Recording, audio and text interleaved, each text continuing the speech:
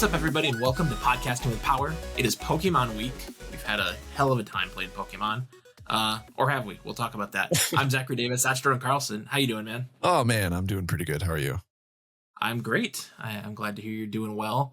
I probably don't have to ask what you've been playing all week, but besides the feature game this week, have you been dabbling with anything? To be honest with you, I've been sinking all my time into the feature game this week.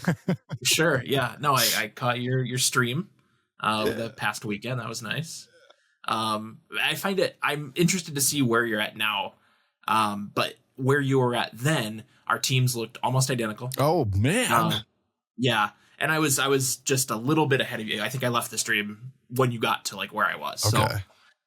So yeah, I'm interested to see where we're at now, almost a week later. I spent a lot of that first day though playing another game called Keeper on Xbox Game Pass from Double Fine. I know we shouted out Costume Quest last week, but also Psychonauts and Brutal Legend, and this is their new game, and it is very cool. You are a sentient lighthouse. You have a little bird companion that can do some things. And you'll like this. It's very much in the vein of like a Limbo and Inside. Ooh. Like you are moving from thing to thing, solving puzzles. There's no dialogue. It's all told, visually. But it's 3D, and it's kind of 3D. It's 3D in the way that like Crash Bandicoot is. Okay. Where like you're kind of on a fixed path a lot of the time, but you have a little bit of agency there. But yeah, I would recommend that one. Bummer it's not on Switch, at least not yet. But very cool game. Nice. But no, I have also mostly been playing Pokemon. Yeah. Basically every spare second. Same. I've been looking for every opportunity, to be honest. Well, we have a lot of Pokemon stuff to talk about. We have a couple news stories to talk about. But before we get into that, I'll do a little housekeeping here. Podcasting with Power is an independent podcast made by the two of us, and your support goes a long way. You can watch PWP on YouTube and Spotify, or listen on Apple, Spotify, or anywhere else you get your podcasts. Wherever you are, we'd really appreciate it if you'd follow, like, comment on, or review the show. You can keep up with us on Instagram, TikTok, Blue Sky, and more at Pod with Power. We post show updates, clips, and anything else we think you might find interesting. So check that out and help support the show. Jordan, I have 4. I don't even know why I give you a number, because it's never like real. There's always a little asterisk. I have 4 news stories here, but it's gonna feel like more than that. All right. So jumping right in, story number 1, we had a second Kirby Air Riders Direct featuring Mr. Sakurai. This roundup is just by me. I am not going to go through all of these bullet points. This was just kind of as I went. I wrote things down. But yeah, so we got a second Kirby Air Riders Direct. This one, compared to the first one, that was very much like, this is what the game is. These are the main modes you'll be spending time in. And this was kind of the, okay, I've got you interested. Here are some of the details here. So he started off with a new mode. Top Ride is going to return from the original game. It's kind of like almost like a slot car. You know how you've got like the one screen, you can see everybody. A lot of Mario Party mini games do this. Yeah. It uses a lot of the same mechanics and characters and machines from the Air Ride mode. So we got a little bit of the, select screens for that. You can, if you're playing handheld or online, you can have your camera kind of follow you, or you can have it blown out to show everybody. Going on there, he talked about how it supports up to 8 players online, but he recommends 4. I think that's funny. One of the things that caught my eye is that in this game, when you are playing split screen, you can choose between horizontal and vertical. Do you remember? It felt like games when we were kids did that a lot, like on the N64 and GameCube. Did they? Oh, they did. You're right. I feel like that was an option. Yeah. And now, I don't know if we're just not playing as many split screen games. Because everything's online or what, but I was like really stoked to see that feature. Wow. Because I don't know the last time I saw that. What a weird memory that you just unlocked. Yeah. Oh my gosh. Yeah. He also talked about the road trip mode that combines Air Ride, City Trial, and Top Ride. You'll kind of move from challenge to challenge, and they kind of borrow from all of those. They again teased a super dark story thing with like a dark King Day-to-Day thing who looked really creepy. They talked a little bit more about online. They have the paddock, which is like a hub for you and the other players. You can kind of interact with, emote, take screenshots, all that fun stuff. You'll have a customizable license that you can set the background of and have little icons and all of that fun stuff. Different titles. I always like messing with those. All 9 courses from the original game are going to return, as well as 9 new ones. They showed off some more characters, and I highlighted Rick here. This many will recognize from, I think it's the Kirby Dream Land 2 box art, right? He's right front and center. Yeah, you know Rick. He's like is he a hamster? That's Rick? Yeah. Oh. Yeah. Yeah, so I remember Rick. Rick is back. Good old Rick. Talked a little bit about some additional modes: team battles, time attack, and versus boss. Checklist is a returning feature that's kind of like achievements. He detailed that no riders or machines are going to be locked behind online play, which is nice. You never want that. We'll get into a little bit of that when we get to Pokemon. My Machine lets you decorate your machines with patterns, accessories, and effects. You can unlock headwear to put on your characters, crowns, hats, horns, things like that. There is another collectible called gummies that I don't know if I understand. Okay. You get them by playing online, and when you defeat other opponents, you'll get whatever their machine is. You'll get a gummy version of that machine. Okay. You can also get them through solo play, I guess. But you just kind of play with them. You know, right. He was throwing them around. He had Kirby, sucking them up. I don't know. I don't really understand why I want these. I don't know. They dropped some more music from the game on the Nintendo Music app, which they did during the first Direct as well. They showed off some more Kirby Air Riders amiibo coming next year. Meta Knight, King Day-to-Day, and Chef Kawasaki are going to join Bandana D and Kirby, which are coming alongside the game. He mentioned that no DLC is planned. He has no intention of making this a franchise. And then we ended up on another trailer that, just kind of hints at there being more of a story here than what we've talked about. He did say right off the top that, he's not revealing everything today. So I don't know if we're going to get another one of these or what. But, and then the last card of the Direct was that they're doing a online demo. You can do the global test ride on November 8th and 9th. They do it the way Nintendo always does it, where there's specific windows on those 2 days. Yeah. So did you watch this Direct, or, kind of look through it at all? No, I read the Cliff Notes online, gonna be honest. Sure. Yeah, and that's fine. I think this was very much a Cliff Notes Direct compared to the first one. Yeah. Yeah. I mean, I'll play the global test event. Yeah, I mean, I'm interested to see it. He is obviously putting a lot of energy into this. Yeah. And there's a lot of attention to detail. Us running through the checklist here doesn't really do it justice, but yeah, I mean, this man is passionate about Kirby Air Riders. That's great. So I'm still on board. We'll see what happens. Story number 2. Surprise! Pikmin 4 is getting a free content update on Switch next month. This is by Ollie Reynolds at Nintendo Life. Nintendo has announced that Pikmin 4 is receiving a free update next month, adding in adorably unique decor Pikmin for your squad, a photo mode, and new modes adjusting the overall aggression of in-game creatures. There's no firm release date just yet, but Nintendo has also confirmed that an updated demo will be released on the same day. Let's take a look at the closer features. You have Decor Pikmin. Originally seen in Pikmin Bloom, the smart device app, these curious Pikmin are marching their way to Pikmin 4. Decor Pikmin are Pikmin that don some form of decoration found in the world. You may see them wearing something like a wind-up toy, a donut, a snow hat, and much more. Decor Pikmin you gather in the new Pikmin 4 update can also be transferred to your squad in Pikmin Bloom, including some that are completely new.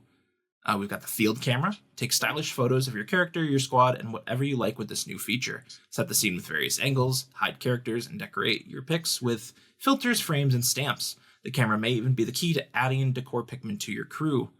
And then we've got new creature activity levels. Move at your own pace and enjoy the new relaxed mode, where creatures won't attack you unless you attack them, or kick things up a notch in the fiery fierce mode. These modes can be selected when starting a new game or changed at any point after from the game's settings. It's also been announced that Pikmin Bloom will receive an update that will add an Ice Pikmin, making the variant's first appearance in that game. A new trailer has also been uploaded to mark this announcement.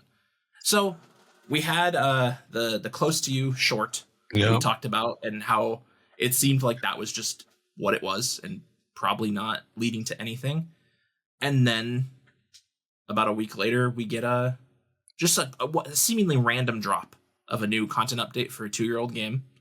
What do you think of this? I think it's a little wild. I think it's cool though. I mean, I know you're probably hyped, right? I am. A lot of these features don't do a ton for me, but the fierce mode, I mean, sure, give me some more challenge. That sounds good. Yeah.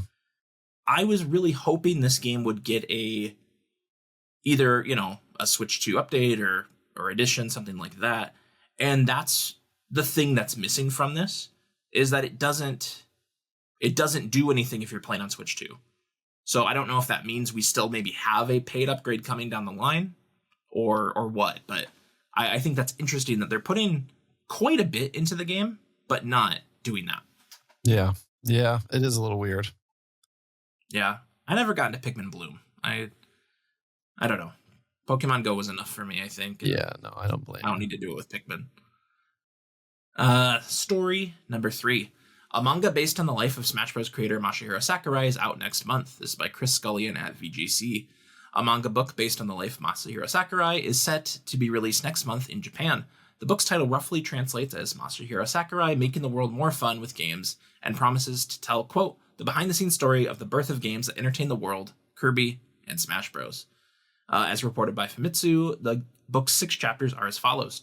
Young Sakurai in games, the birth of Kirby, the beginning of Super Smash Bros., the founding of Sora Incorporated, the legacy, and a beacon for the future. The book, which was supervised by Sakurai himself, will also include various other written sections about Sakurai and the games industry, including a timeline of Sakurai's life and an article about working as a game developer. The 160-page book will be released in Japan on November 18th. There are currently no known plans for an official English translation. This is your fun story for the week. Why are we getting a manga biography of this man? I don't know. I think it's super odd. My first reaction, honestly, was a little like, it's like, this is like, you really think a lot of yourself. But is that so bad? I mean, he has brought us some pretty cool stuff. No, he has. And see, what my second thought, though, after that first initial thought was, but what a cool way to have your story told. You know what I mean? Like, what a fun and different way to have that. So, like, first reaction wasn't so accurate. Second one, I think I would actually read it if there was an English version of it. Honestly, it'd be interesting and it'd be fun. It's a fun way to read it. His presentations, like the one we just talked about, are always fun to watch. He has so much personality that he kind of injects in there. Yeah. Between Smash Ultimate and Kirby Air Riders, he was doing his YouTube channel. Those videos were very entertaining. And oftentimes you learn some pretty cool stuff about either the games he's worked on or just the industry at large. Yeah. So I think this is cool. And the fact that he's attached to it in some way makes it even cooler. Yeah. Oh, yeah. So this is where it gets weird. Story number 4. Okay. I feel like a lot of weird confirmations and release dates all came at once within the past 2 days.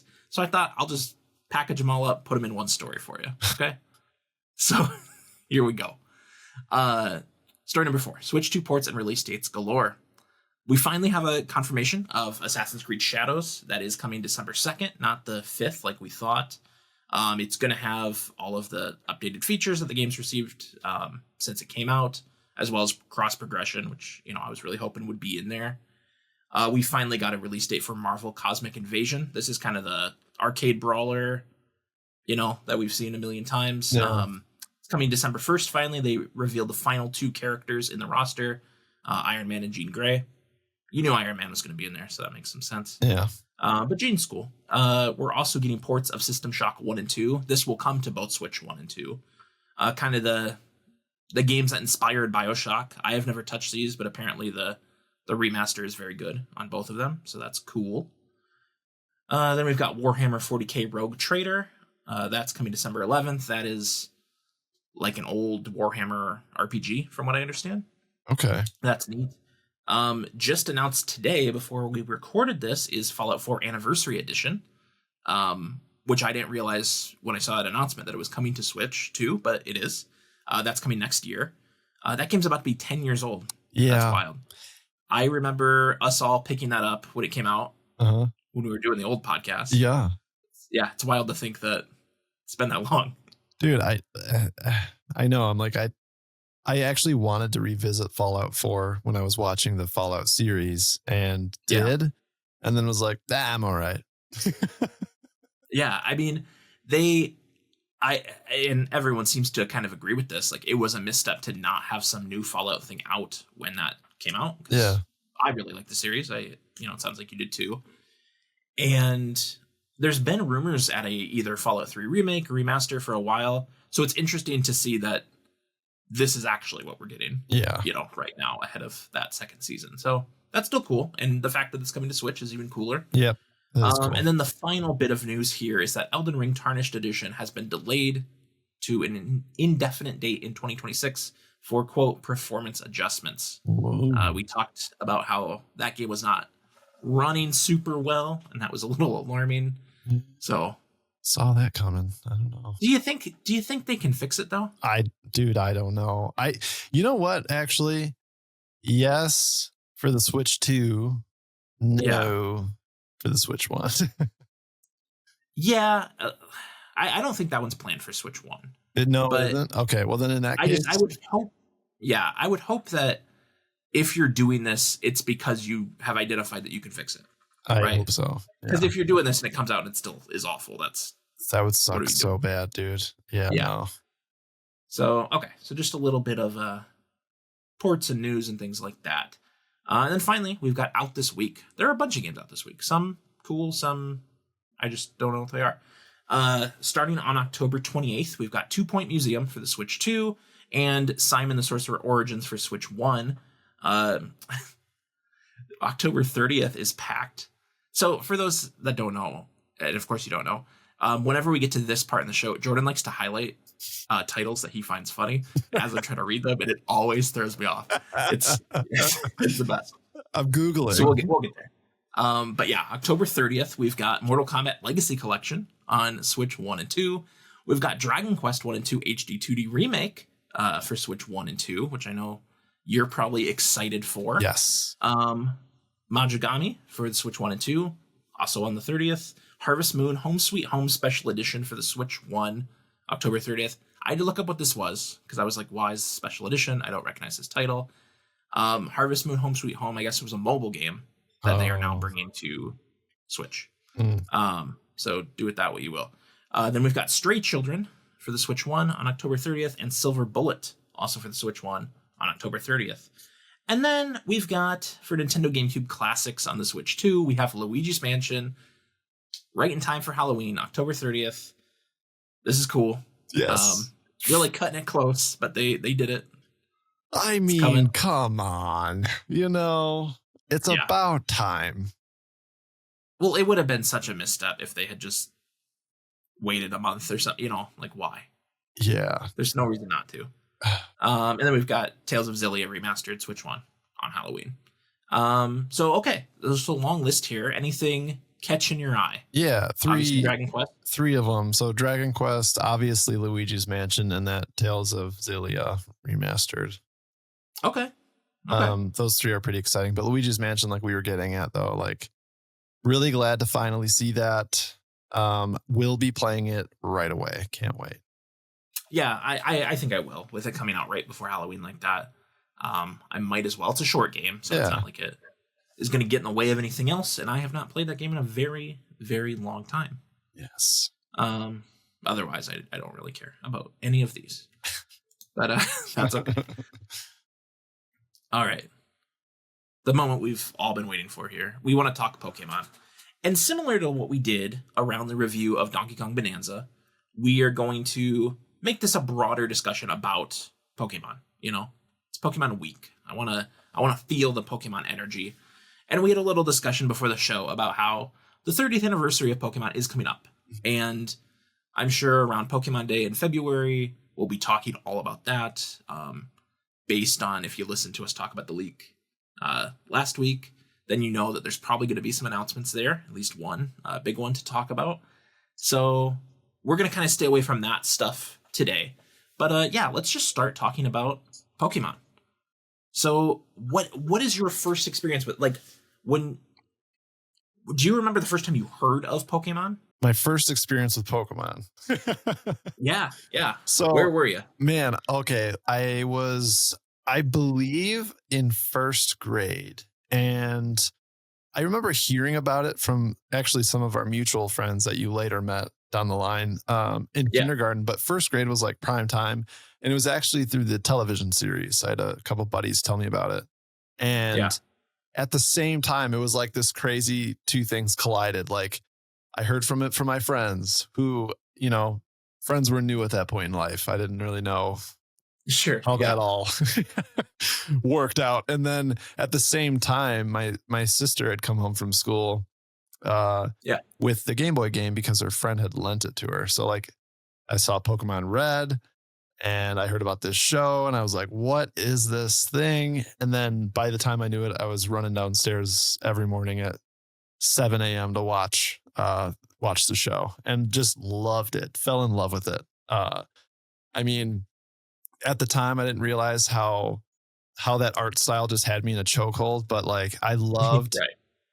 just all that stuff around that time, like seeing the merchandise and everything just blow up. Like it was such a magical time as a kid. It was like the first big thing that was brand new. And for us, it wasn't like Mario that's been around for so long and so many people loved it.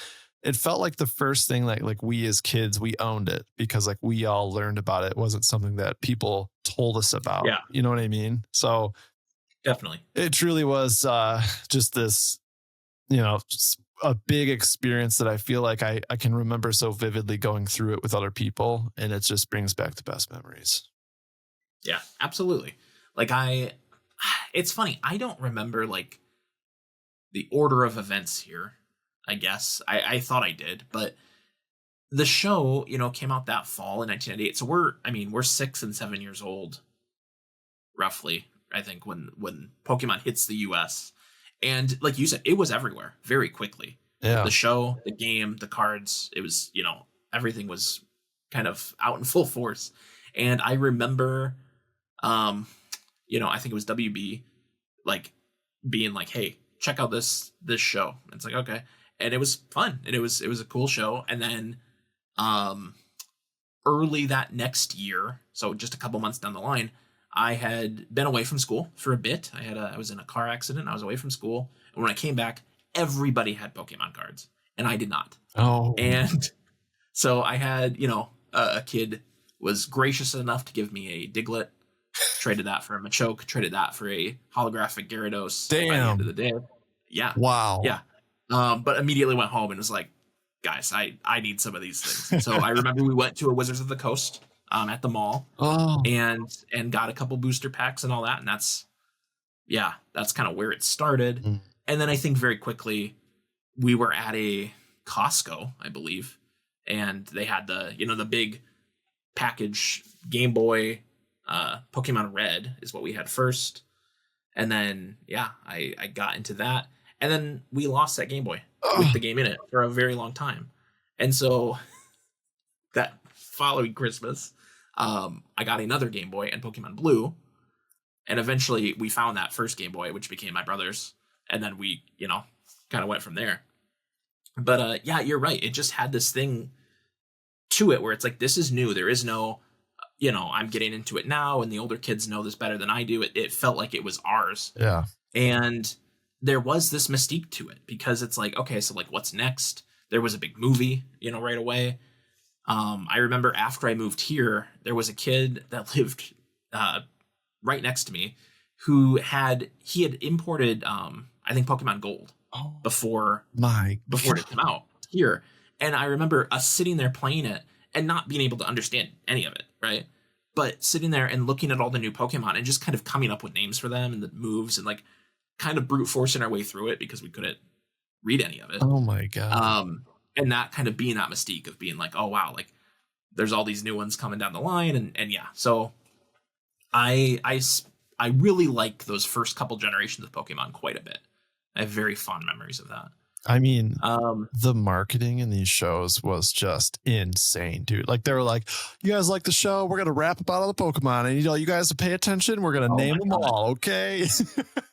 which is an excellent way to do it. Yeah. Right? Because you can only have so many in each episode of the show, but this was a way to like, I'm seeing, Nidoking and I'm like, what is that guy? Like, when are we getting to him? Like, Dude, because you'd remember it. I can still remember it. Like, I can hear it in my head.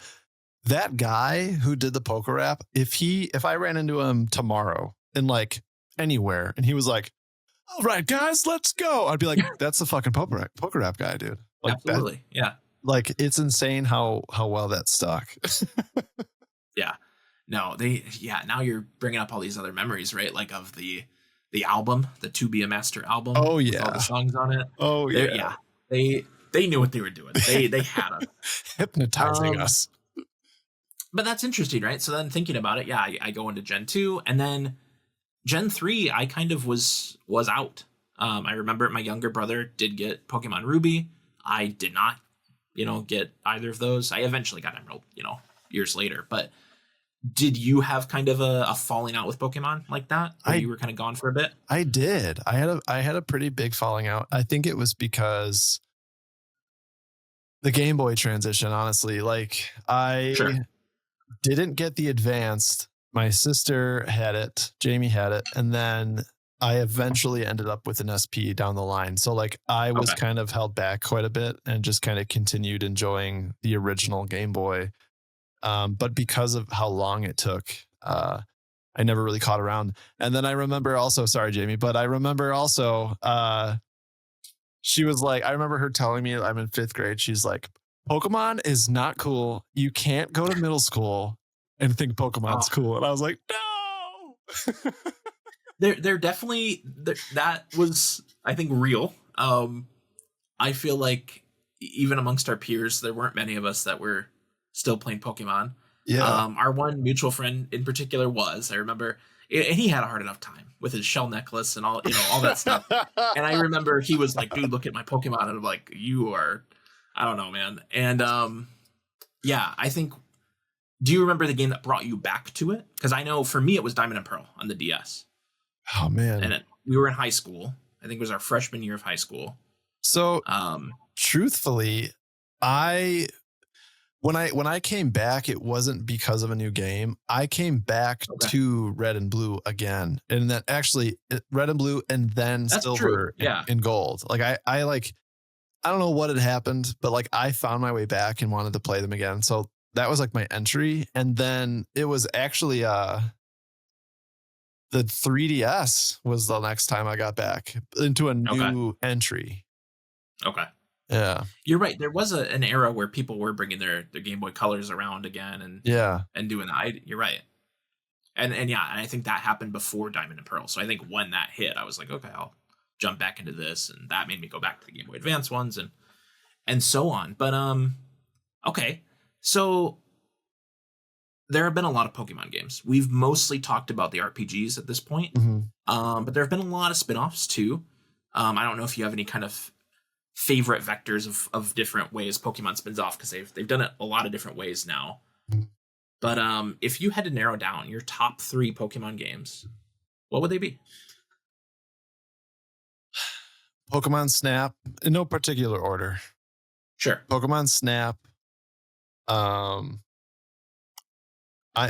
I want to mention Coliseum. It wasn't, honestly, it wasn't. I don't think it's in my top 3 if I'm being really honest, but like I do remember having such a fun time because, or was it Pokemon Stadium that I'm thinking of? So Stadium, those were in the N64. Yeah. Coliseum was on the GameCube and Coliseum was cool because it had its own like story mode. It did, and that one's worth bringing up because of what it was in the GameCube, because it was kind of dry. Yeah. But I have to say, like, Pokemon Stadium was a cool way to see on the N64. Was a cool way to see the Pokemon in 3D and like actually kind of screw around with them and like battle. Definitely. But like, if I'm being honest about my top 3 games, legitimately, Let's Go Pikachu, Pokemon Red. Yeah. And honestly, like, I love ZA a lot, and I don't know because I haven't finished it yet. if it would make my top 3, but like part of me feels like it might. That's bold, but I like it. I mean, I did the same thing with Donkey Kong when we did this. You did. I get it. It is bold, and I don't know if I want to say it yet, but like, because Arceus was really close to what I wanted, and ZA is so close to being it. I don't like that you can't leave the city, but whatever. Everything else, though, it's really nailing what I love about Pokemon. So it's hard to say, but cool. I think for now, I would just have to say like Pokemon Snap, Pokemon Let's Go Pikachu, and Pokemon Red. I think I would have to default to. Cool. I mean, yeah, that's not a bad list at all. Those are great games. I know if I've probably talked it to death now at this point, but my favorite is, Soul Silver, Heart Gold and Soul Silver. Yeah. And I'll lump the original Gold and Silver into that. I think there's a pretty big distinction between like Red and Let's Go Pikachu. You know? But those two remakes, I think are maybe a little more similar. But I love that.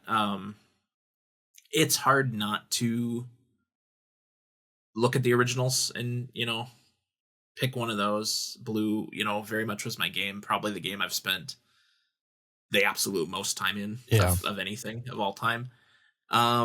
And I mean, I love the remix of that. I love Let's Go, like you're talking about. I like Fire Red and Leaf Green as well. But I do really have a soft spot for the original Pokemon Snap. It's hard not to. It's hard not to. Yeah, like it's relatively simple, but it's just so well done. And like you're talking about Stadium and having the Pokemon represented in 3D and how cool that was at the time. Pokemon Snap felt unique because you were seeing them just kind of in their habitat and doing their thing and things outside of the games and even outside of the show. And I thought that was very cool. Having the experience of then taking your cartridge to a Blockbuster, having those pictures printed. Oh man, that was the best. Incredible. Yes. And they even kind of, when they brought that to the Wii, they kind of brought that back and you could send the pictures to your Wii friends. That was neat. So yeah, Soul Silver, Pokemon Snap. And then I think I'll shout out Pokemon Black and White. I think those are excellent. I really like the art style. I love the way that there are no old Pokemon in that game until the post game. Like it is completely unique new Pokemon through the entire thing. So it kind of forces you to learn them and get used to them and find ones you like, which I think is good. I like when Pokemon calls back on itself. But I thought that game did a particularly good job of being like, no, this is our identity. Like, get used to it. Yeah. So yeah. So I'll shout that out. So okay, we both got Pokemon Snap. That's interesting. With the caveat that Legends might unseat it on your list. It might, man. It might. We'll get into it. I know, but man, I've got some things I don't like. I'll be clear, but anyway. Yeah, and we'll get to that. Yeah. I should have probably at the top talked about the fact that we will review Pokemon Legends Z to A, at least the parts of it that we have played thus far, a little later. But before we get there, when you think of the Pokemon brand, like what is it to you? Like, is it just the games? Because I think for me, it mostly is. I don't really engage with a lot of other Pokemon things at this point. When we were younger, I certainly did. But is it broader than that for you, or kind of what is Pokemon to you? Pokemon to me, I honestly like. To me, it might not be the games. Okay.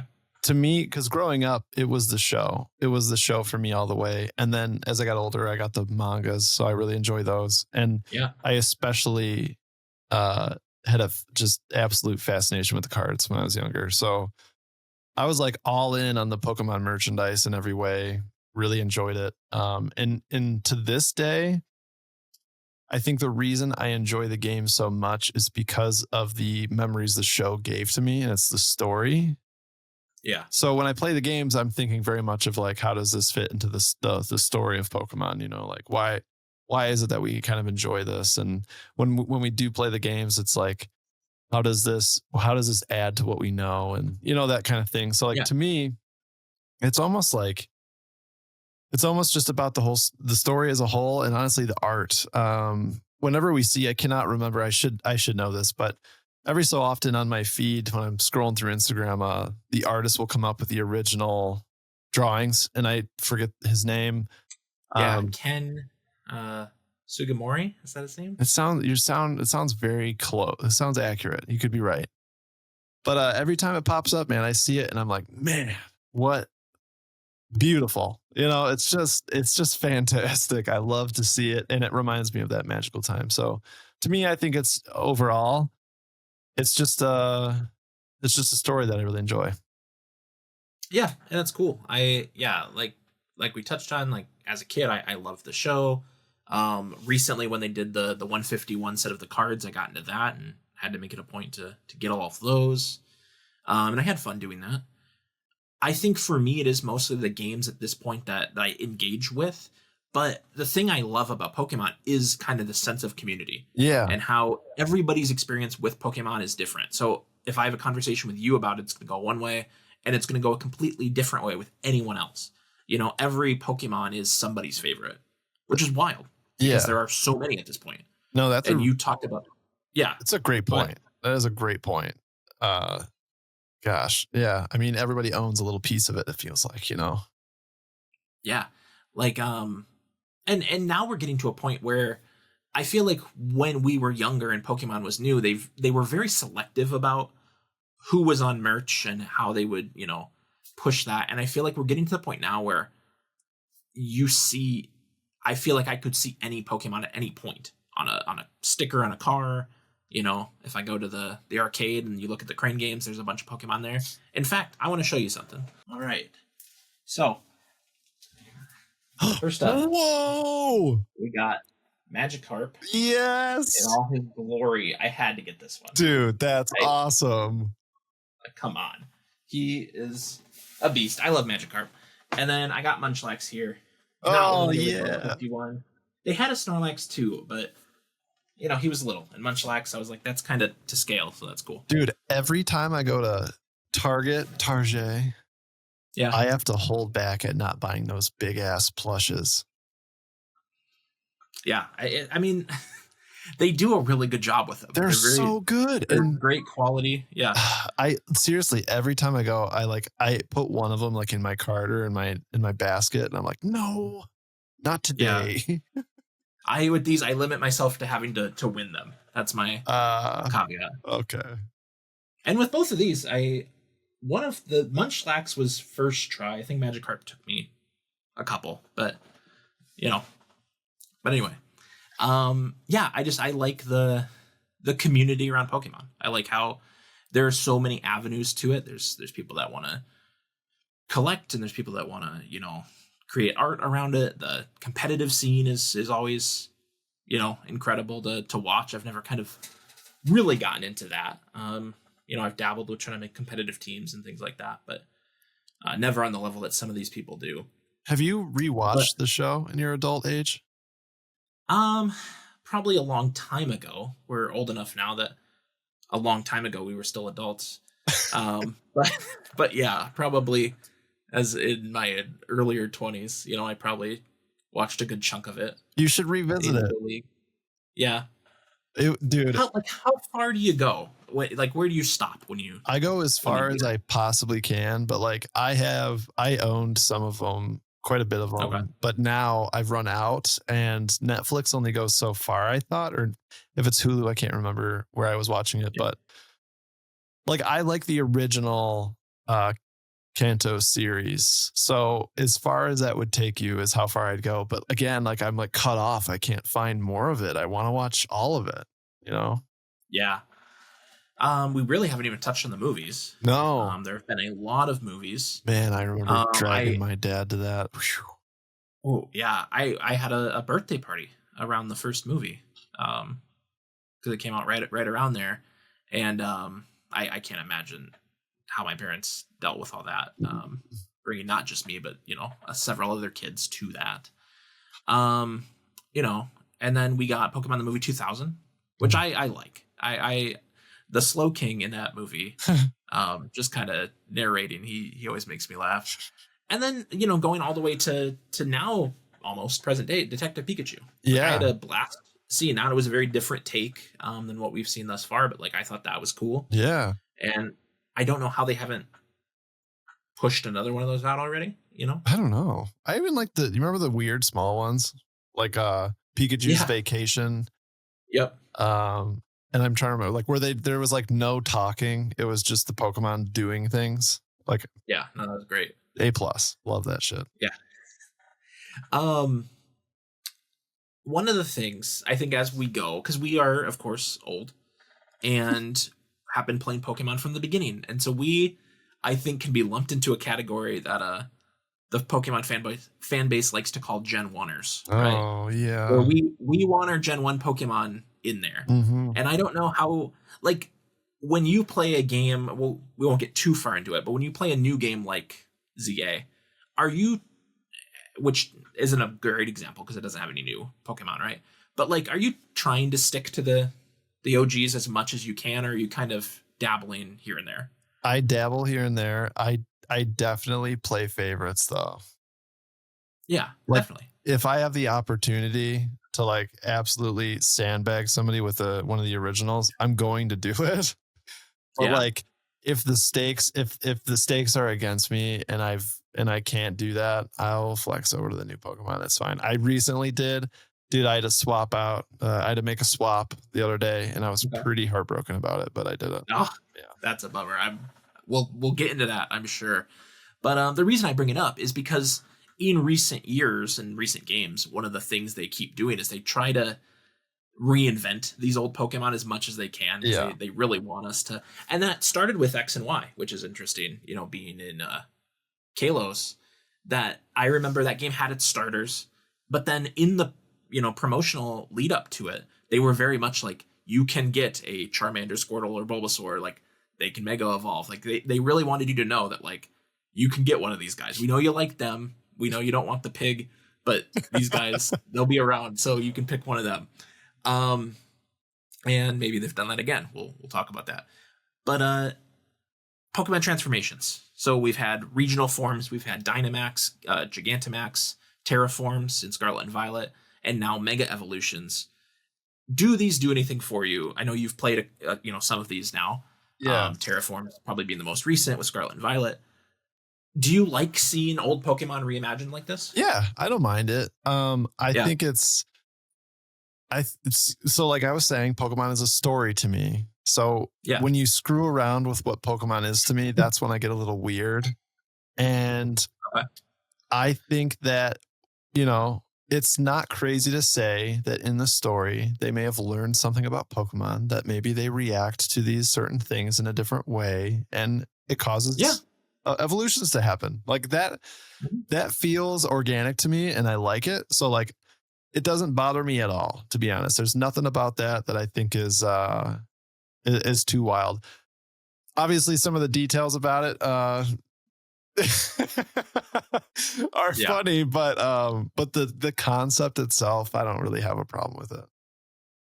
Yeah, and occasionally I really like them. Like I'm looking at the list of regional variants that we've had over the years. And like one of the ones most recently, you know, I just played Legends Arceus, and I was stoked when I found out that Voltorb was an electric grass type in that game. I know. And I was like, that's a great dual typing. Like I'm going to try that. And I did. And he ended up staying with me throughout my team. And so that's always fun to kind of, you know, you run into like I remember this in Sun and Moon, like Grimer and Muck. Yeah. And they have the dark type, and they have kind of a weird look to them in that game. But it's nice to kind of be like, oh, okay, I know this guy. And then you're like, no, I don't. The regional thing though is weird to me because like I didn't necessarily, and you know, this could sound absolutely crazy because my Pokemon gap might have been too big and I missed this from a different game, but I honestly don't think that I knew that until literally ZA, when this guy was like, hey man, you got a Slowbro? This one's weird looking. Maybe I'll trade you for one from this region. I was like, what? Yeah. Yeah. The first time I saw Doug Trio with the hair, I was kind of like, what are we doing here? Yeah. But the one, and we will talk about this more, I'm sure, as we get into the review, but I think probably one of the biggest transformation additions they've made over the years is Mega Evolutions. Yeah. And I assume you have spent some time with that over the past week. Definitely. But I'm curious if maybe there are some Pokemon that don't have megas that you feel like should. Do you have a Pokemon that you just feel like is not represented the way they should be? Like its mega doesn't represent it well, or it doesn't have one? Well, either or, because you're right. There are some megas that I look at and I'm like, why did we do this? Yeah, no. But yeah, I was kind of thinking more Pokemon that should have megas that don't. Honestly, I think I'm still figuring out which ones don't. Okay. Well, I found that basically everything in Z to A, for the most part, does. There are some exceptions, but yeah, it's crazy how many there are now. They've introduced, I think, 26 new ones in ZA. Yeah. On top of the ones that we got in X and Y and Alpha Sapphire and Omega Ruby. I would love to see Nidoking. Nidoking, I feel like, does not get any love. No? Yeah, well, yeah. You know? I think you're right. He was a big deal in Gen 1. Yeah. Giovanni had one, and then nothing. He doesn't get a cool Regional 4. He doesn't get a cool Mega. Nothing. I want some more Nidoking. Does Arbok have one? I'm not seeing I'm also asking for science in the game. You know? It doesn't look like it got one. It does not have an official thing. That's lame. That is lame. I'd like one for Arbok. One for Arbok, please. That's what I'd like. Yeah. Huh. No, I definitely thought there was one, but I guess not. Yeah, and I mean, of course, it's right exactly what we're talking about. We immediately look at Gen 1 for Pokemon. Oh, yeah, whoops. Yep. Or Megas. And that's okay. I mean, that's what we want, right? But I don't know. What do you say we dive into Pokemon Legends ZA? Yeah, I mean, I wanted to ask you about how you felt about Gigantamax. Yeah. Sure. So not my favorite. So these are from Sword and Shield, which of course are not my favorite Pokemon games. Dynamax is just your Pokemon's big, and that's that's neat. Gigantamax at least does some stuff where it does change the designs. There are some cool ones in there, but it's not something that it felt like it's like, okay, I'm gonna save this for a gym battle, and then I get to it, the gym leader does it, I do it, and then it's kind of done. That kind of is how it feels like to me with all of them, to be honest. Like the Terrastall. Yeah, I hardly ever use that outside of big battles like that. Yeah, I mean, unless I'm really trying to just really rail somebody, but like like in Scarlet and Violet with the terraforms, like that was such a weird one. It's like give the dude a crystal crown and let's rock and roll. Like I was like, man, I don't know, Yeah, like that kind of stuff. There is some strategy there where like you look at the Terra type and you're like, okay, that'll change this. Yeah, so that stuff's kind of neat to me. And I think maybe we'll talk about this. Like Mega Evolutions have an element of that they took away from ZA, which I don't like. I'll save that for when we get to it. Okay. But you're right. The Terra stuff visually, it's just like I don't like this. Yeah. And I don't think I made enough use of the different typing to like get the most out of it. But I'm sure you could in if you really wanted to nerd out over it. All right. All right. So let's switch over to our Pokemon Legends ZA review.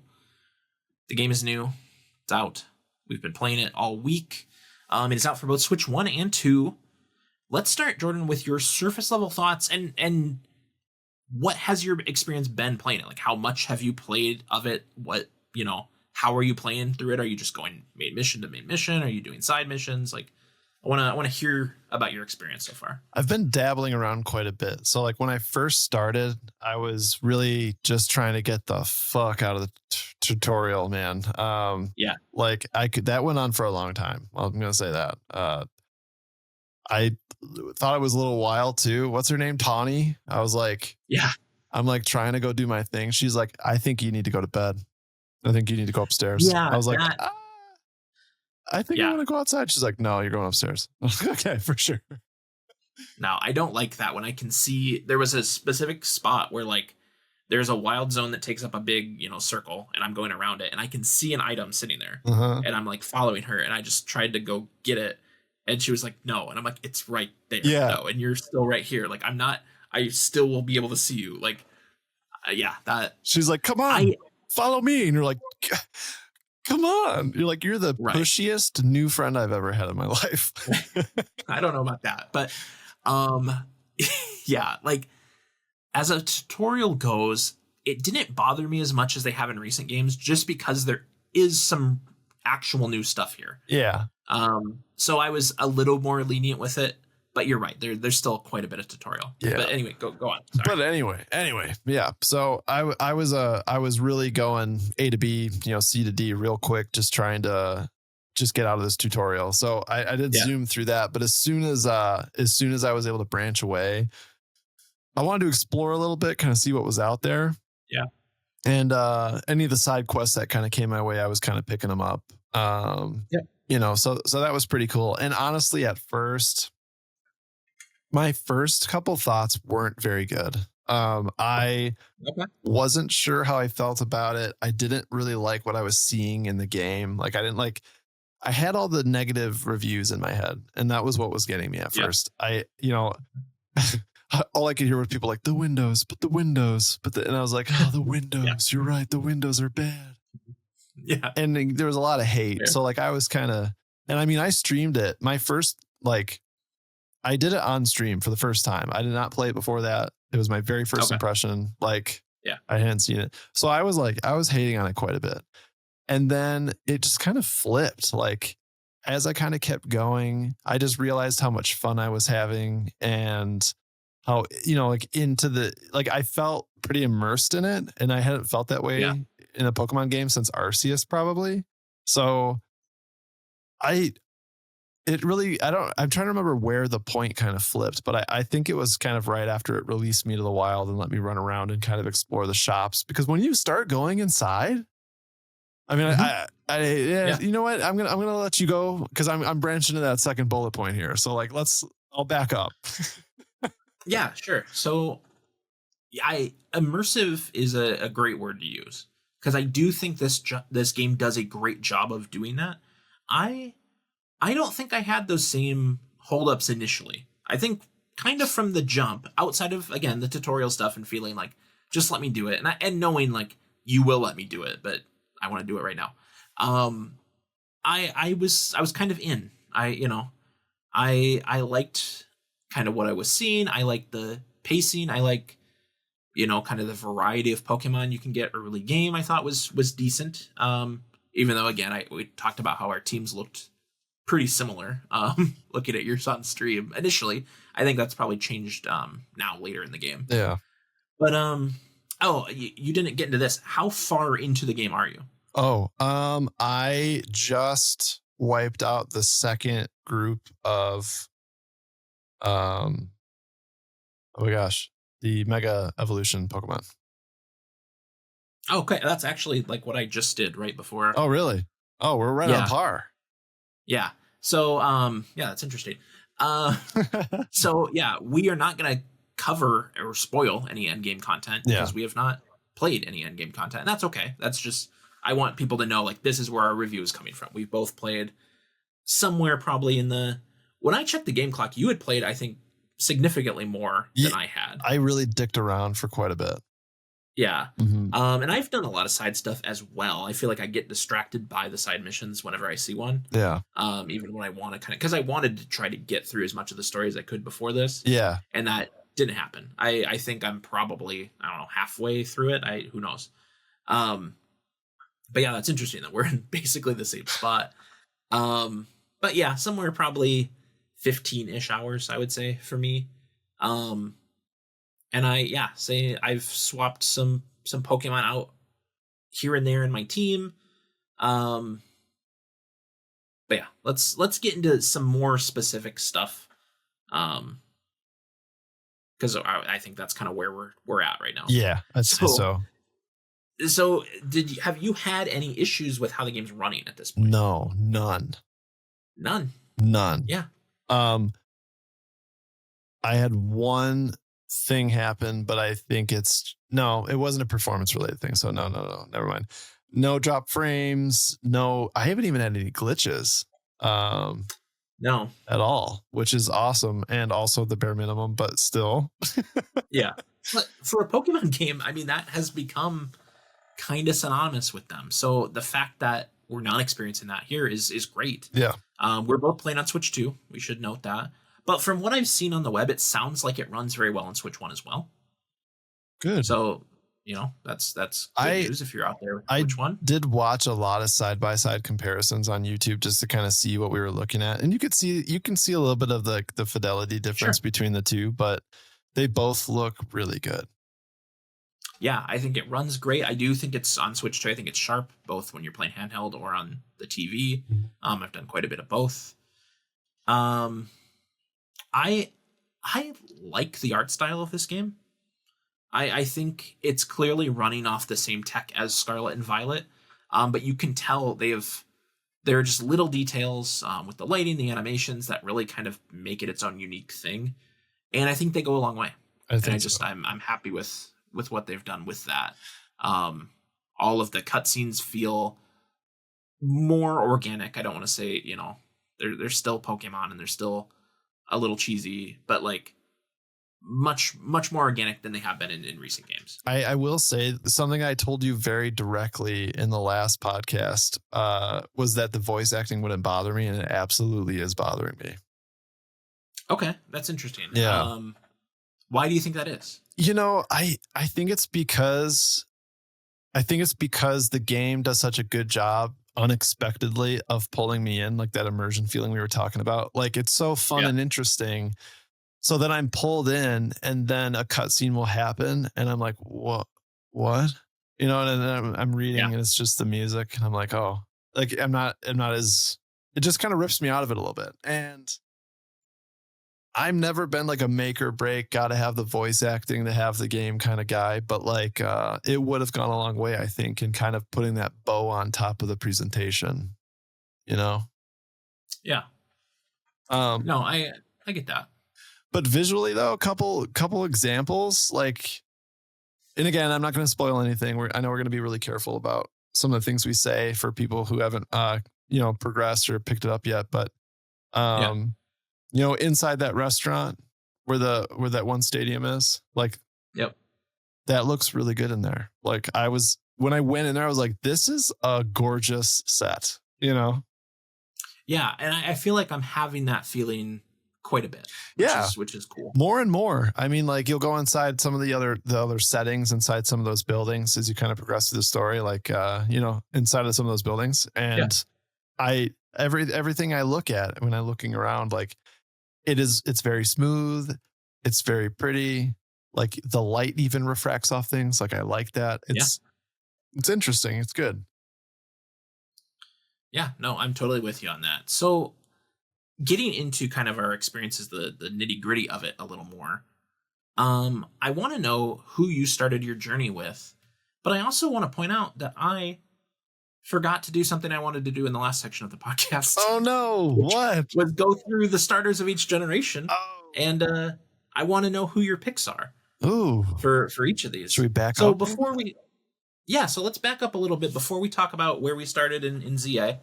And go through generation by generation, and I want to know who we're starting with. Oh man! All right, so let's start with Gen 1, Bulbasaur, Charmander, and Squirtle, the classics. Where are you going? I'm sure you have, like I have, you have played through the game with all three of these. Yeah.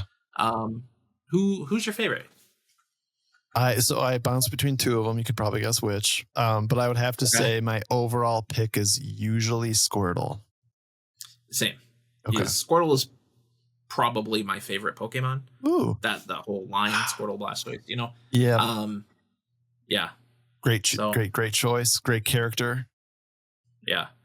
But have you? So I talked a little bit about how in X and Y they made such a big point of wanting to know that like you can get one of these early in the game. Yeah.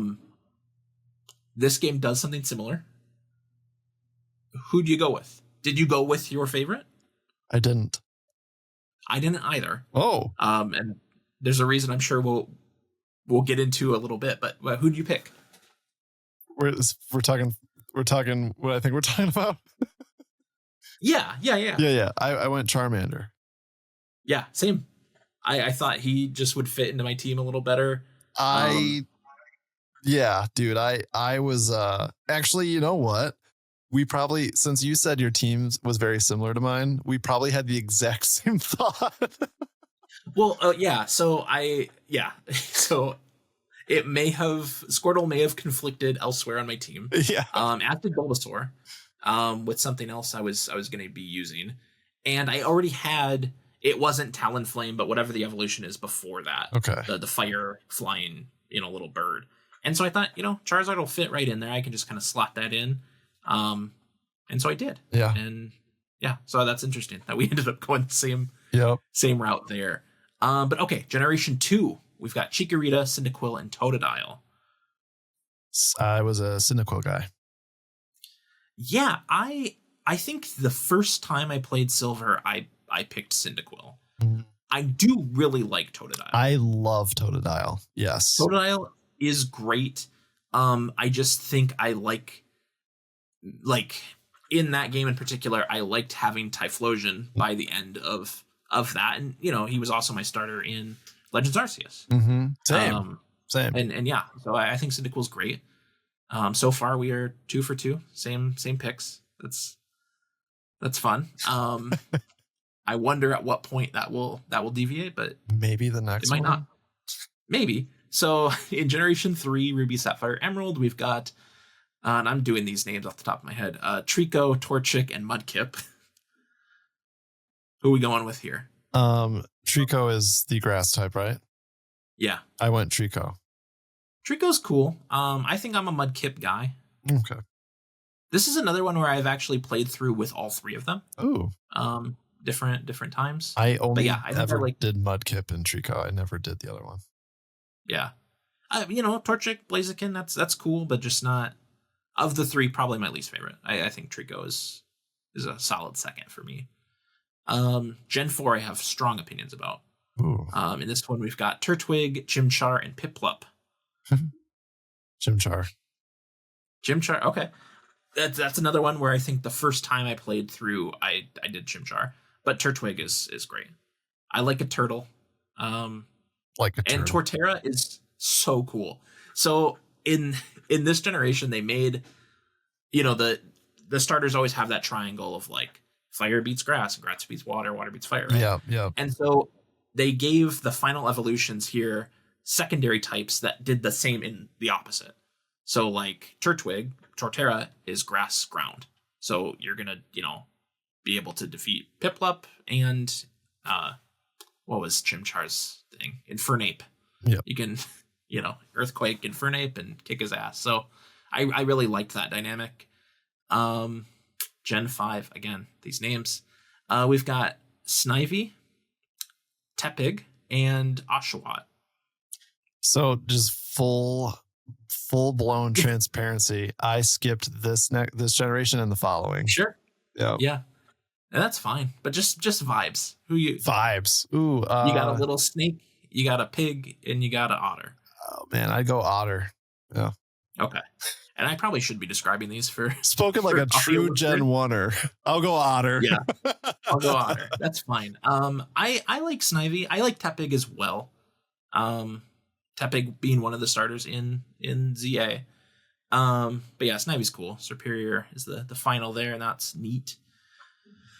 Gen, where are we at? 6. We've got Chespin, Fennekin, and Froakie. You're doing great. You're doing so good. So these, of course, were the X and Y starters. They do also appear in Legends ZA. The game wants you to know you can get those as well. Vibes going with grass type. Don't even know how to describe that to you. Yeah, I don't know what he is. Is he a squirrel? I don't know. Or what strange secret fox up top there. So when I played X, I picked Fennekin. I do not like the final evolution of it. Okay. It looks like a weird like witch. Like I don't know. Have you encountered these yet in your Legends ZA journey? Couple of them, yeah. Yeah, I think it's fun. They put them behind like side missions. Yeah. And they're all pretty unique. I really like the Froakie one. I think Froakie would be my pick here as being my favorite. Yeah, I've run into Froakie. Mm-hmm. Then, oh man, what are these called? So Sun and Moon, Gen 7. Yeah. We have Rowlet, who is a little owl. We have Litten, who is a fire cat. Yeah. And then Poplio is a seal? What is that thing? I think you're right on the nose with the seal. Okay. And I gotta say, big Litten guy. Big Litten guy. Okay. Yep. Yeah. That was my choice there. Litten for sure. There you go. Incineroar in Super Smash Brothers. Yeah, he's cool. I like Rowlet. I think Rowlet's fun.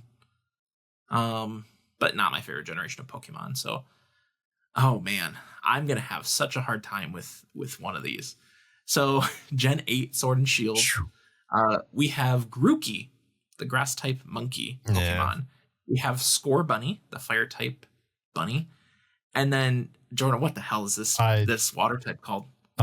Confused. I don't know. Sobble. Sobble. Okay. Oh. I'm not going to fact check that. I'm just going to call him Sobble. You can probably tell he is not my pick. I didn't play Sword and Shield, but we're going fire type. Yeah. Okay. Scorbunny. That's cool. I like Grookey. A lot. And then finally we get to X and Y, and oh man, I'm realizing now I don't know if I know all these guys. Or I probably do, but I don't know how to pronounce them. Yeah. So like the cat, the grass type cat is Sprig something gato, because it's Spanish. Sprigigato. Yeah, right. Mm-hmm. Okay. What is the little alligator called? I'm trying to remember. Starts with an F. That's who I picked, but I can't remember their name. Fuecoco. There you go. And then Quaxley is the duck. Quaxley. Oh my god, dude. Because I know that one's name. Oh, geez. Although, so that was maybe one of my only disappointments playing Violet recently, is that I thought I was really going to like Quaxley, and then I get to the end, and what is that thing? No. So here's the thing. Honestly, all of them are weird. They're all weird. Okay. And I didn't care for any of them. So I ditched Fuecoco so quick, Okay. He was gone. Yeah. Yeah. Which paints a really funny story. I can't remember what YouTube channel this is, but this guy, his whole thing is picking up used Pokemon games from GameStop or wherever. Okay. And he loves to see where people stopped. Yeah, that's fun. And so he keeps logs of this. He'll be like, little Jerry was playing. And I can't remember the Pokemon name, but he was like, he's just going on, we'll say Litten, going on this little adventure with Litten, just Jerry and Litten. And then he's like, is it a coincidence that he stopped playing right after they evolved into this crazy monstrosity? They're having so much fun until this happened. No. He's like, they thought they were having so much fun, and then it evolved and they hated it. So they fucking returned it. Yeah. So, okay, our little detour aside, what starter did you go with for Legend ZA? The starters this time around are from Gen 2. We've got Totodile and Chikorita, and from Gen 5, we got Tepig. So, what a weird way to not follow through with all of them it. Did you think that was weird? What do you mean? The starter selection was odd to me because of mixing. It wasn't true to it. I wish it was just all Gen 2. Yeah, I think they kind of put themselves in a weird corner putting Cyndaquil in the last Legends game. Yeah. But I think the weirder choice is that they picked 2 from Gen 2. Right. I don't know why it wasn't just 1. Right. Exactly. You've got plenty of grass types here. Should have mixed them up, or something. Right. But anyway, I went Totodile. I did as well. Yeah. Totodile's great. These starters all have their final evolutions all have new megas. Yeah. Which is pretty neat. You tell me you like Totodile's mega evolution. It doesn't hit as hard as I want it to. The fucking alligator hands. Like, you know, I like that the weird head thing looks like Totodile. I like that. I mean, yeah, but like he's so weird looking. Like I'm like, okay, whatever. I'm here for the power, you know. I'm with you there. Um, we talked about how the game does let you eventually pick a Kanto starter and then later a Kalos starter. Well, you can get all three Kalos starters through side quests. Do you have? So I didn't know that was coming. Yeah. Either one of those. No. Do you have any regrets about your starter pick once you realized you had some other options there, or maybe just other Pokemon you found in the wild? No, I didn't really have any regrets because honestly, I'm still actually I literally have my Switch like in front of my like on my desk right here, so I could reference my party and like recent things that I have changed. Yeah. And I've switched out quite a bit, but Totodile, well, not Totodile any longer. I always say it wrong, but for alligator, you know, obviously. Yeah. Oh yeah. Oh, yeah. He's still rocking it out in my party, even though I feel like I might boot him out soon, but he's still here, you know? So, I mean, I don't think I really have any regrets. Yeah. I think when we talked about having that kind of conundrum with picking a Kanto starter, I wanted to pick Squirtle, but I'm like, I can't justify having two solid water types here. And knowing that, you know, Mega Blastoise still is just water, and at least Mega Feraligatr does have the dragon type, which is cool. Yeah. And I wanted to, you know, I was like, I picked this thing. I better use it. I felt bad. I was like, I don't want to just put him in the PC. Yeah. You know? No. He's my starter Pokemon. Like, that sucks. I feel like I was going to ditch Feraligatr sooner than I did, but because they were my only fucking Mega Stone, I was like, all right, you get to hang out for a little while longer. Yeah. And then even like when I just got Froakie most recently, I was like, man, like I wouldn't even be that upset using Greninja like as my water type. Like, because we'll talk a little bit about online play in a bit, but like I have the Mega Stone for Greninja. So like I could use this. I don't know. If I could go back now, the thing is, I don't know if I would feel any better picking Chikorita or Tepig. I feel like I'd replace both of those too. Yeah. At least I like Totodile's design, so I don't know. But then I guess let's just rip the Band-Aid off. What does your team look like? How has it changed as you played? So my team currently, you want me to go through each one by one? Sure, yeah. So Gyarados, I've got I know everyone and their mom's working Gyarados, but like I'm working Gyarados, dude. I caught the alpha Magikarp. I think like all of us probably did. Yeah, I have not, but yeah. So Gyarados, Charizard, Arbok, Feraligatr, Dragonair, and Houndoom is my current party. Ooh, okay. Hell yeah. Yeah. That's solid. You were talking about maybe booting one soon. Is it going to be Feraligatr, you think? Yeah, I think it's going to be Feraligatr, but like what's killing me is I got the Abomasnow. Okay, yeah. And I'm like, this guy could really fuck some shit up for me. And I mean, he's grass ice, but at least, you know, I have so much water going on. Yeah. At least I did, I guess, more so than I do now. But I don't need two strong water types. I need something else with a little bit of an edge, because I also caught like a Sharpedo. Okay, yeah. And I've been kind of wanting to use Sharpedo fucked me up. Dude, Sharpedo fucks you up bad in that wild area. Dude, the guy was stalking me. I didn't know. My plan wasn't to pursue him so hard, but I was like, I gotta get this guy. He's driving me nuts. And he's water dark type, so like that's pretty sick too. You know, that's cool. We're kind of long past the days of Pokemon games having all of the Pokemon available. Obviously, they can only have so many, and overall, I think the pool of Pokemon that this game has is pretty decent, right? Like, yeah, I don't really ever feel like there's like a certain niche that I can't find somewhere or some combo. But the thing I keep finding with trying to build my team is it's very hard to balance. A lot of physical attack, not so much special attack. To the point where I'm not even worried about like speed and things like that. I'm just trying to balance out those two sides of the equation.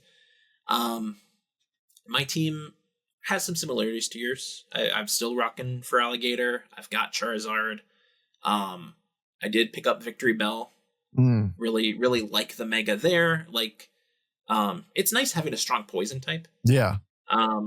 Sludge Bomb is really coming in handy quite a bit. And it's making it fun. Sludge Bomb, I got that through Houndoom, but like I feel like I'm constantly balancing Houndoom and Arbok for my poison, you know? Okay, yeah. And it's kind of tricky. I feel like I need either one or the other. You know, I got to fill a gap. I'm not sure where that is yet. Yeah, I do have a couple overlaps like that are, you know, I feel weird having two of the same. And then I'm rocking the Heracross that you get from a trade pretty early in the game. He's maybe the next one to go. I don't know with what yet, but we'll see. I've got Ampharos rocking the electric, you know, scene for me. I don't have a Megastone for that yet. And then I've got a Gengar that I traded for today, replacing my Gardevoir. So, the Gengar unfortunately is kind of low level. Okay. It's in the 20s still, so I've gotta get him up to speed with everybody else. Yeah. Which actually goes pretty fast in this game. Yeah. I don't know if you've had that experience. Well, when we had that second round with the starters, I was worried. I was like, great, I got to level this guy up. And then just keeping him in the party, it was like no time, you know? Yeah. So I don't know. I probably need to use that to my advantage and rotate people out more than I have been.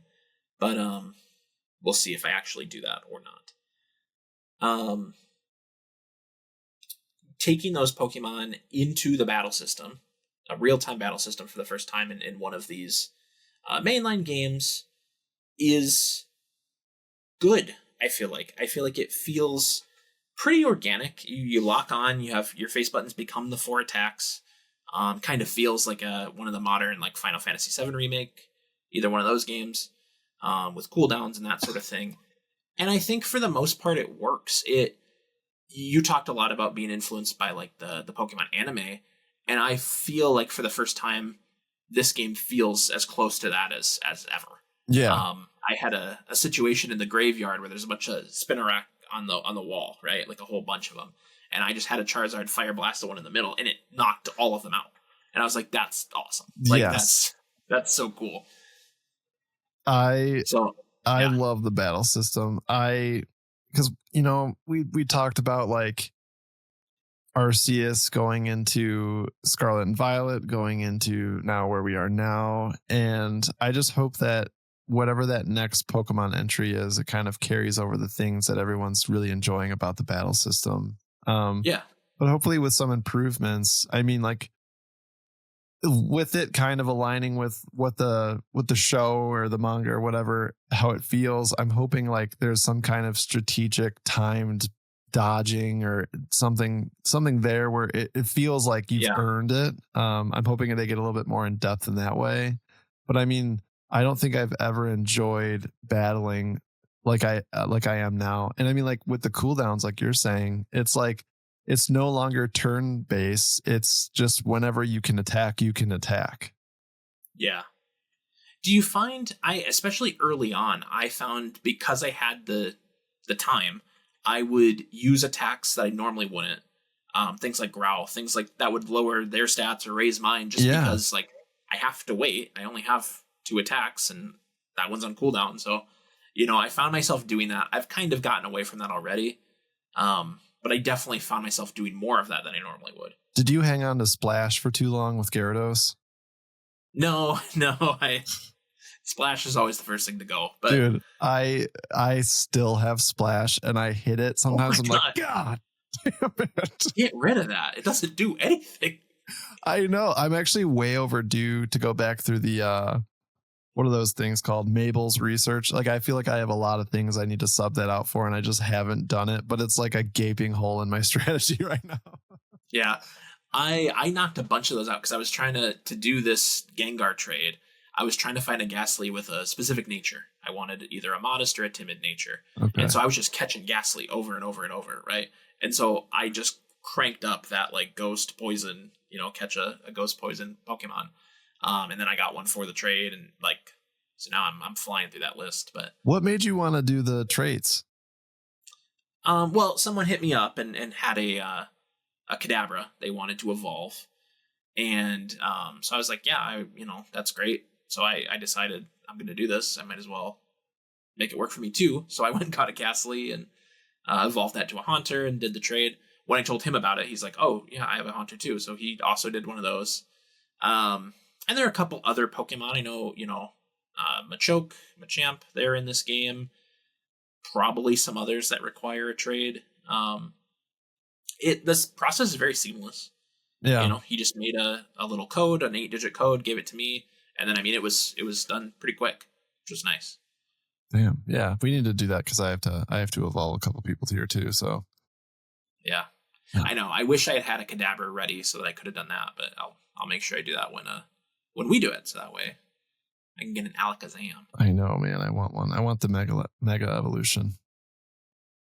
I know. So how much Mega Evolution are you doing? Quite a bit. I had every member of my team has a Mega Evolution. I just don't have the stone for Ampharos, but yeah, I feel like the game kind of requires it. It does a little bit at times. But yeah, so you find you're using it quite a bit. I am using it quite a bit. Houndoom for Alligator and Gyarados all have the stones. And then I have a couple others who I have the stones for, but they're not like super powerful. Like I need to train them more. I need to level them up. Yeah. Because like I was, telling you, for Alligator's time's limited here on my team because he's starting to get outranked by other Pokemon that can Mega Evolve now. So yeah, I know you have a Charizard. Charizard, of course, has 2 Mega Evolutions, X and Y. And I think you had said you don't have either stone for him yet. Right. Do you have one in particular you're looking at? No, I don't really know where I'm going to go with that yet, to be honest. Okay. Yeah. So for those that don't know, X is the kind of darker blue flame, fire dragon type Charizard, and then Y it retains its fire flying, and I think kind of boosts its special attack stat. And that's the one I've been using because again I need special attack on my team. So yeah, I think that's probably the direction I have to go because fire type is sorely represented on my team right now, so I need to level that up. Yeah, I was going to save this to when we got maybe to some of the negative experiences we're having. One of the things this game gets rid of, and I think it's because of the real-time battle system, is abilities. That's just a thing that's not part of this game anymore. And when Megas were introduced in X and Y, that was kind of like the thing. Like Mega Venusaur was cool because it got the Thick Fat ability, which made fire and ice attacks do 50% of their damage. So it's like, okay, basically Venusaur is no longer weak to those 2 weaknesses. That's awesome. And, Mega Charizard Y had Drought and so on and so forth. And so I do kind of feel like that is missing from the Megas, where it's like sometimes it's like, okay, cool, he's boosted, he looks cool, but like he doesn't have that like extra edge. Yeah. I feel like just in general gameplay, the abilities feel like they're lacking. I felt like those kind of helped differentiate different Pokemon of the same type a little bit more than what we're getting now. Yeah. Yeah, no, I think you're right. But I would have to, I think truly the only thing that's bothered me is the actual battle piece of the dodging. Like like we were saying, sometimes Gyarados just gets in his own way. Like there's small things like that. But other than that, I think the only other thing is just how long it takes sometimes to gain access to certain types of Pokemon or which Pokemon. I didn't really feel like that was done in a way where there was I'm sure there's thought that was put into it, but I didn't feel like it was a whole lot of thought, like I just felt like some Pokemon were held back way longer for almost no reason. Yeah. A lot of the wild areas, and I think we're probably, considering we're still getting them, I assume there are more than what we both have access to now. Yeah. But a lot of them feel like they're almost one or maybe 2 types is all. Like you'll go to one and it's like, this is the fire one, right. And it's like, okay, so now I get to have fire Pokemon, basically is what you're telling me. Yeah. And yeah, I'm with you on that. I don't think I have any steel type Pokemon. No, I don't either. Yeah. And if it wasn't for that one area where you can absolutely find shiny, not a Dragonair. What am I thinking of? The first The first version. Oh my god. Dratini. Dratini. Yeah, there's like that famous spot you can kind of farm for a shiny if you wanted to. If it wasn't for that area, I don't think I would have found like a cool dragon type either, you know? Yeah, I don't have one of those. You're right. Yeah. So, and I mean, I've got level 40 plus Pokemon, and it's weird. You're right that I don't have a ton of ice, a ton of dragon, steel, and I mean these types are rarer in general, but yeah, it does kind of feel like it's lacking. Pushing the mechanics aside a little bit, how do you feel about like the structure of the game? It kind of has a loop, I feel like, where I do missions, either the main missions or side missions in the day, and then once it's nighttime, I go and I get all my battle tickets and all that. Like, do you like the way this game's set up? It's not the traditional gym structure. I do. I miss the gym structure, to be honest. I think that the battle areas are way cooler than I thought they were going to be. I think it's cool every night they're different somewhere else, different structure. Like, I'm really enjoying that. And I'm also really enjoying, because the battle areas are only available at night, I feel like it kind of segments like my responsibilities in a different way, where I don't have to feel like overwhelmed by what I should be doing at that time. I can go, cool. During the day, I'm going to go to some wild zones, figure out some Pokemon, do some side quests. And then nighttime comes around. I'm like, all right, time to do some battles. Let's do some battles. You know, like, I feel like because of that structure, it's almost like you're tricked into the immersion we were kind of talking about earlier, where I get into a little cycle of, you know, like I have this checklist every day, it seems like. So I do really enjoy the way that the game's set up. I think it's really fun. I'm kind of tired of doing the mega evolution situation. Like after the first round of those, I was like, all right. And then when the second round came, I honestly kind of put it off for a while. And that's kind of when I started to kind of go off and do other things, because I didn't feel like doing them, you know, like I was like, man. And honestly too, like, the promotional matches, like, they were pretty easy up until that last round. Yeah, so let's talk about that a little bit. So the game's name comes from the fact that you're in this, story-wise, you're in this thing called the Z to A Royale, right? And the idea is you start at rank Z and you rank up by beating, you know, different opponents up until rank A. Except you don't do that, do you? you do the first several letters and then you skip a big chunk, and I won't say how much of a chunk. But yeah, I feel like it kind of puts you more in line with how many gym leaders there might be. It's not exactly that number, right? But it's like, when you really break down how many of these promotional matches you actually are going to have by the end of the game, it's a lot fewer than 26. Yeah. Did you find that disappointing when you realized that was happening? I did, actually. Yeah. I was kind of looking forward to what I thought was going to be kind of this long grind. And I was like, man, okay, we've got a lot to go. So I'm sure there's still much more of the game to kind of be uncovered. Yeah. And then that happened, and I was like, okay, there's less than I thought. It's a huge jump. I thought, you know, I knew there was going to be something, but I thought 4, maybe 5. Yeah. No, it's significant. And yeah, that kind of bummed me out. I still like the pacing of the story. And I like that they you're not wrong that the mega evolution thing, the fact that they come in threes is kind of annoying. Yeah. Like, it'd be nice if I could just kind of do one and then not worry about it for a while. Instead, I have to do 3 of them to move on. But otherwise, I feel like they do a pretty good job of like balancing out what you're doing. Yeah. If you're trying to rank up, or you're trying to deal with mega evolutions, or you're, you know, whatever it is. And so it's engaging, and I want to see it through. And there's definitely some things where I'm like, I don't know where this is going necessarily. Yeah. Which is always cool. Yeah, so I like that that's keeping me engaged. But there is a whole online component to this game. Yeah. And I'm curious if you've dabbled in that at all. So you have a separate rank that you play online, and as you rank up, you play against 3 other people at a time, and you'll rank up and you get rewards for each level. So are you messing with that at all? I haven't, not even a little bit. Okay. So I kind of alluded to this earlier when we were talking about Kirby Air Riders not locking anything behind online play. This game does. So for this first season, which goes until it's like early November, you can earn, if you get to rank K, you'll earn the Greninja Megastone. And then I think one of the next ones is the Delphox one, and then the Chestnut one. I don't know what order they're in, but the 3 Kalos starters. And when that was announced, people were kind of upset. They had to play online to get those new megas. That said, I played through. I did not have access to Mega Evolutions yet on my own. People I was playing did, and they were using them. And it still probably took me an hour to get to rank K and get that Mega Stone.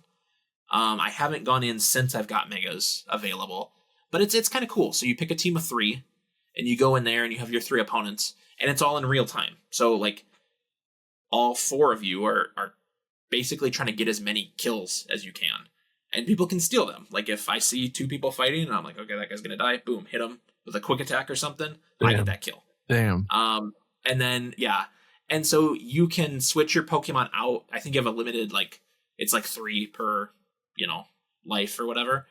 And then but if one is knocked out, like you're out for, I don't know, 10 seconds or whatever it is. The matches are short, and I felt like I was moving up the rank pretty steadily, and I thought it was fun. Yeah. It's something I could see myself getting into, at least, checking in every once in a while and be like, okay, I want to get whatever the reward is for this season. Yeah, I'm definitely going to do it. I don't know why I've put it off. I honestly didn't know what was hidden behind doing it. Now that I know, I think I'm going to have to do it. Yeah. So and it levels everybody out at level 50. So even if you're below that, you get up there. If they're above that, they come down. Okay. So yeah. But no, that's fun, and I wasn't really expecting it to be as to work as well as it does, but it, it's pretty cool.